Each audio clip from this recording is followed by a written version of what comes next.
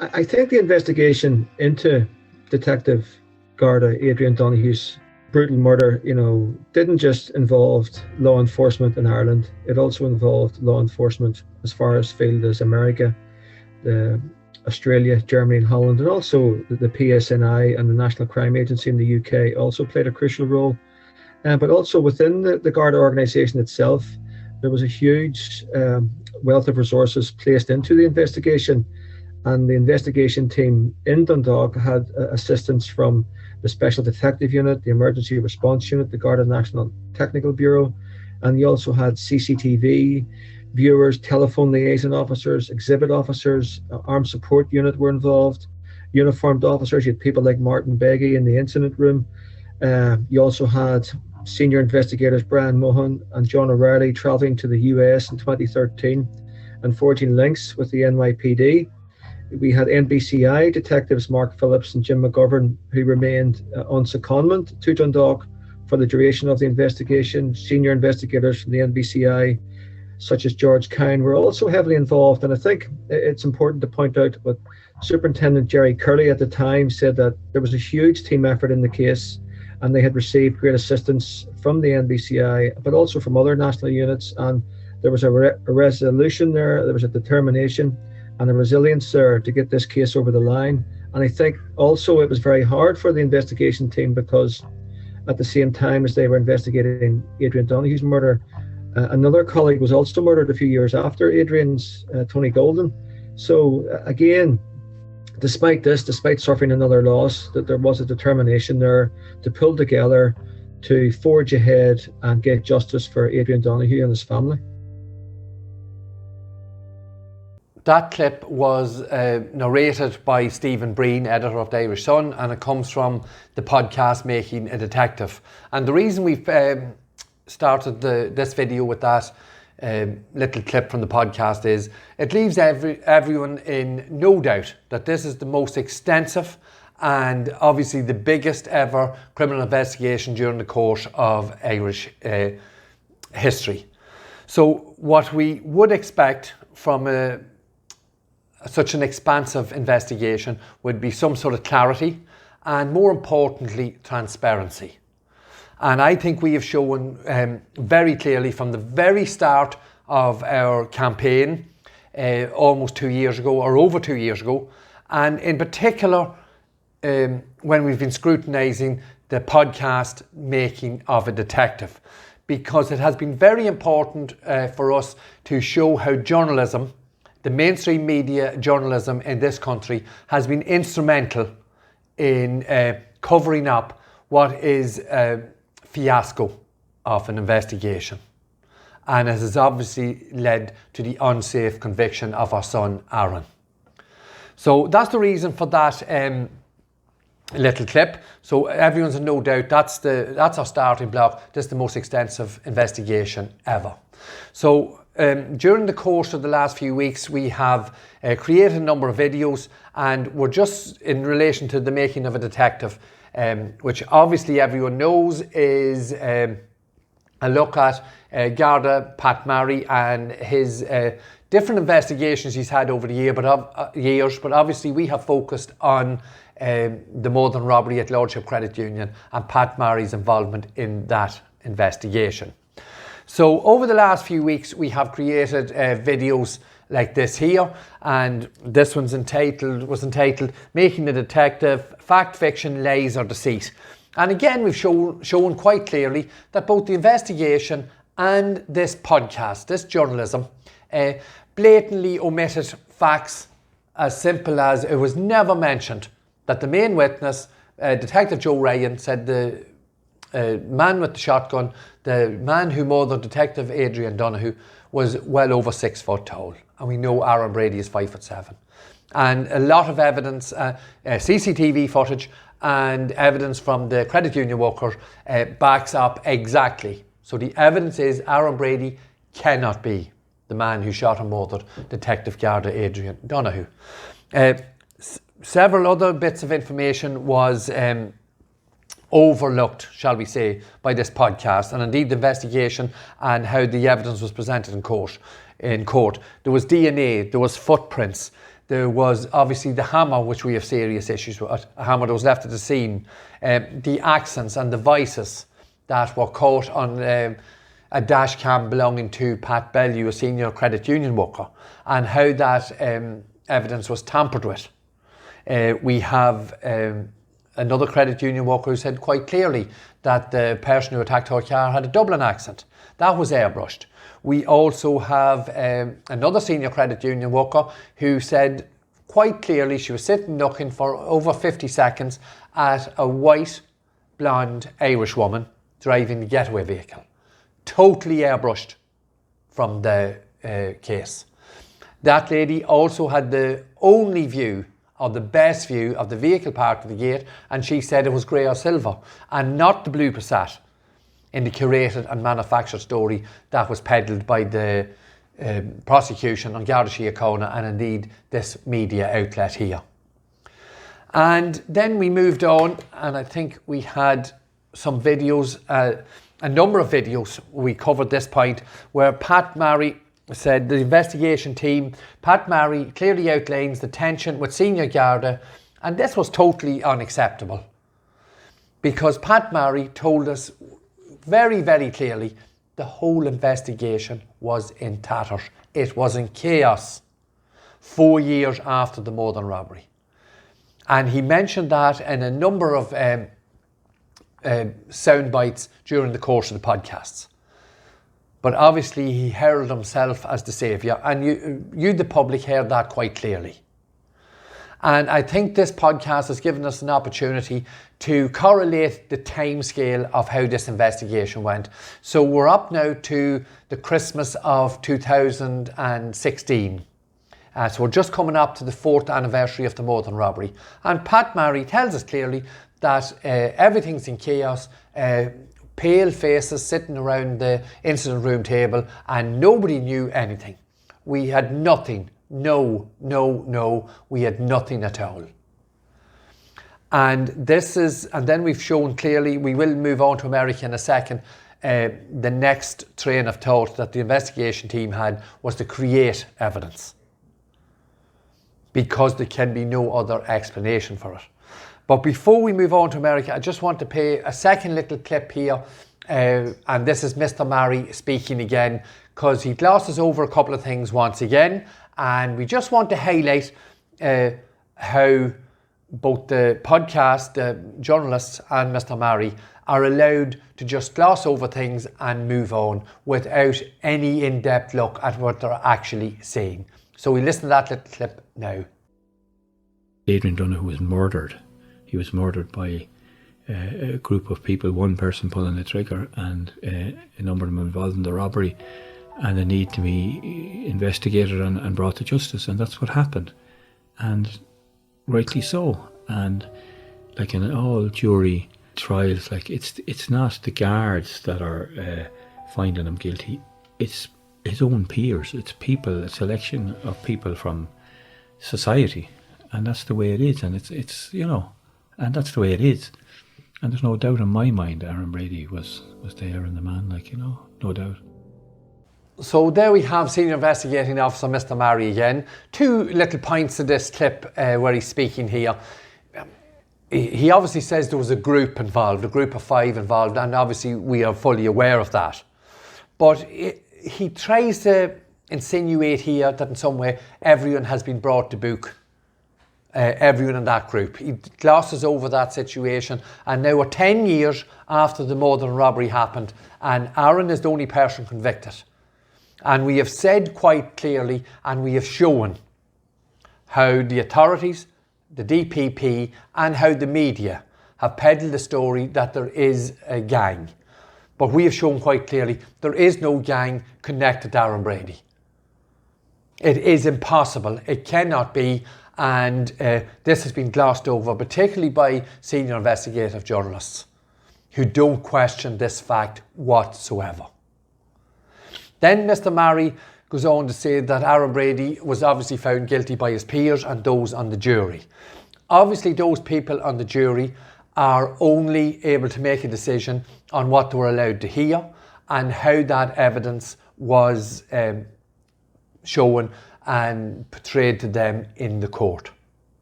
And we have shown without any shadow of doubt the evidence was contaminated. The evidence was manufactured. And once again, we've shown you the amount of evidence that was airbrushed from the murder scene alone and brushed over. So to try and say that it's Aaron Brady's peers that actually found him guilty is stretching the imagination to the limit. Those people and the jury could only make a decision on what they were allowed to hear and how the evidence was shown to them and how it was presented by the prosecution. So then we moved to after 2016, when they realised they were down the wrong rabbit hole and they made a decision to move to America in a more serious fashion with the investigation. And this is where we have shown, I think, a number of videos in relation to the people that Pat Marry, Mark Phillips, Jim McGovern, and a number of detectives, those people and who they got involved with were all criminals, were drug dealers, had serious criminal issues here in Ireland, criminal issues in America, and indeed all illegal immigrants. Because they all laid on their ESTA forms. Some of them didn't even have their American paperwork filled in. Mr. Cahill was helped fill in his after he was found in the attic. But we've covered all that in these videos. And we've shown quite clearly the type of people. We highlighted the man we say initiated a lot of these false statements in America, Christopher the Layer. And we've shown beyond any shadow of a doubt the statement that Christopher gave to Pat Marry and Bobby Ogle was a complete tissue of lies. And those two detectives knew that, and they were willing to criminally instigate an identification of Aaron during the course of Christopher's interview. And again, we've shown that quite clearly. It was a fiasco what Marry and Ogle undertook to do that day in the Homeland Security Office in New York. But obviously Christopher never got to the stand. He was, his evidence was found inadmissible because of the actions of Ogle and Marry. And of course we did highlight Christopher's interaction with Sinn Féin councillor Mr. Anton Waters. And we're still investigating that situation and the claims made by Christopher in relation to his friendship with Anton Waters. And hopefully in the very near future we'll be able to bring you more information on that. But that too stinks. That too is a tissue of lies. And we've shown that quite clearly. And we have also shown that there is a link with Daniel Cahill, Christopher and Anthony. And again, this is all information that is in the public. It is there for journalists like Niall and Breen to find, to report on and bring that information to you, the Irish public. But they failed miserably because they were not allowed to do it by the authorities. And we've shown quite clearly the link between these people, these criminals who give statements against Aaron. And we have to remember that it is Daniel Cahill's statement who said he was the most significant witness during the course of Aaron's trial. Then we had to look at, once again, and it's something we will continue to cover, the accusations of intimidation against us, the Brady family. And I'd say quite clearly, and we have shown, it was never in Aaron's interest to intimidate anyone, and that's why we didn't do it. And we have said clearly from the beginning, in respect of the release of the WhatsApp video, the gentleman who was on that video strongly believes, as we do, it was a member of An Garda Síochána who released that video onto social media. And that brings that episode to an end. And again, a lot of that could be corroborated and collaborated by the media, by the mainstream media, if they wished to do so.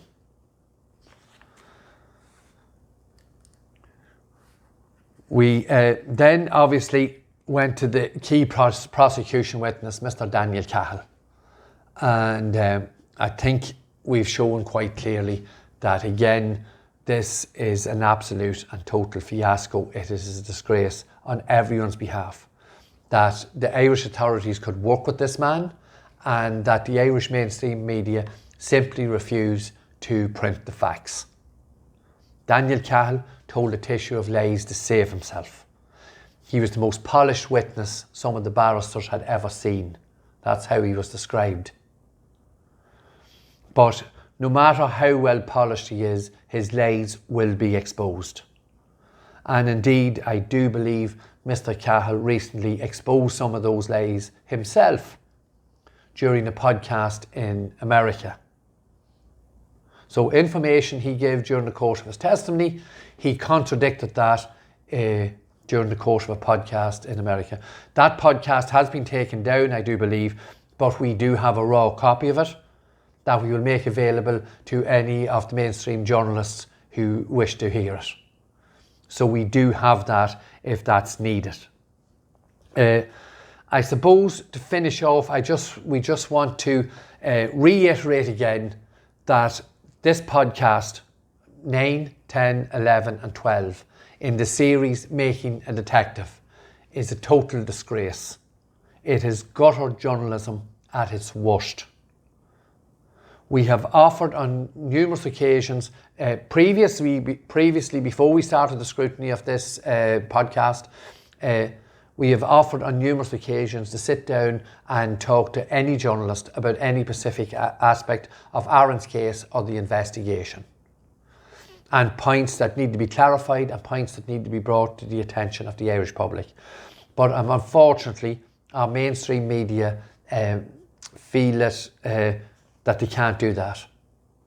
And they are only depriving you, the public, of what is rightfully yours, the information, the whole story. And to finish off, we're just going to listen to one last clip from the podcast Making the Detective. So we'll just have a quick listen to that now. A testament really that, like, how many guards would have been able to solve their colleague's murder. The Making of a Detective was brought to you by the Irish Sun. This series was written and produced by me, Ian Doyle.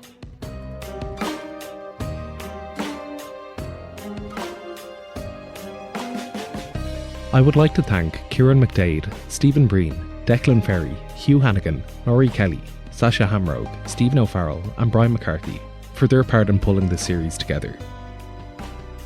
And most importantly, a huge thank you to Paul Connolly, Sinead Howard-Byrne, Dave Dorr and Pat Murray for telling their stories and bringing the podcast to life. If you want to hear more about the life and career of Pat Murray, buy his 2019 book, The Making of a Detective, by Penguin Books. In that final clip, at the very beginning of it, we hear Pat Murray again telling us that he's the only man that probably could have solved his colleague's murder. And that is obviously Pat Murray's mentality and his belief in himself. And then obviously the clip goes on and it is Ian Doyle, and he thanks the number of people who are involved in creating this podcast. And I appeal to any of those people that was involved in the podcast or give any contribution to it, please contact us. And if you believe that anything we've said that contradicts what was presented in the podcast Making of a Detective, we're more than happy to discuss it. And as journalists and as producers of any form of media for public consumption, you should have some form of morals or ethics about what you are telling the Irish public. And once again, that invitation goes to any of those people involved in this shambles of a podcast. It's disgusting, clickbait, gutter journalism. And we've shown it for what it is. If anyone wants to contradict us on that, we're more than happy to speak to anyone at any time. They're more than welcome to come to us, or we will travel to them anywhere at the shortest of notice. And we leave it at that for the making of a detective. No doubt we will return to it because there are several points in the podcast that we didn't get to cover. But they will become more relevant as we continue with Aaron's campaign, and we will be able to show once again how the authorities and the mainstream media created, manufactured and curated a story that is simply false and has led to a serious miscarriage of justice. Because it is as simple as this. The bottom line of all the making of the detectives, of all the investigations, of all of Aaron Brady's campaign, the bottom line is this: Aaron Brady cannot be the man who shot and murdered Garda Adrian Donoghue. That is the bottom line. We will continue with Aaron's campaign and we move on to the next phase of it. And we thank you most sincerely for watching. Big thank you for all the people who are interacting with us on our YouTube channel. Please continue to share and please continue to subscribe. Please, those hitting the subscribe button, we can see it making a difference in relation to our algorithms and how the podcast is being received and how it's getting out there. So please continue to do so, and any questions whatsoever in relation to the podcast, in relation to any of Aaron's campaign, please contact us and we'll be more than happy to interact with you. Thank you once again, and we'll see you again very soon with the next video. Thank you.